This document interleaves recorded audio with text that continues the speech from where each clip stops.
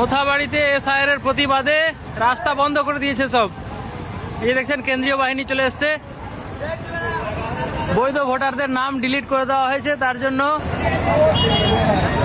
বৈধ ভোটারের নাম ডিলিট করে দিয়েছে। অনেক অনেক যাদের 2002 এর লিস্টে নাম আছে তাদেরও নাম ডিলিট করে দিয়েছে, এবং যাদের বাবা মায়ের নাম আছে 2002 এর লিস্টে তাদেরও ভোট ডিলিট করে দিয়েছে। তার জন্যই রাস্তা বন্ধ করে দিয়েছে সাধারণ পাবলিক, এবং কেন্দ্রীয় বাহিনীও চলে এসছে। দেখা যাক এখন কি অবস্থা হয়। একটা অ্যাম্বুলেন্স আসছে, অ্যাম্বুলেন্সটা কিন্তু পার হতে দিল, বাকি সমস্ত গাড়ি কিন্তু আটকে রেখেছে। কোনো অ্যাম্বুলেন্স ছাড়া অন্য কোনো গাড়ি পার হতে দিচ্ছে না।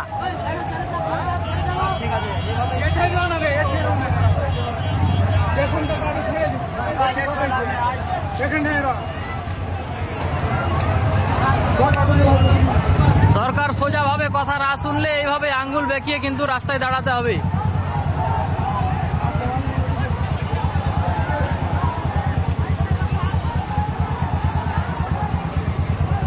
অনেক প্রচুর, প্রত্যেকটা বুথে 1000 ভোটের মধ্যে 400-500 ভোটকে ডিলিট করে দেওয়া হয়েছে।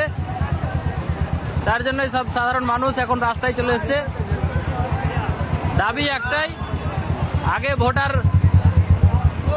আগে ভোটারদের নাম সংশোধন করা হবে।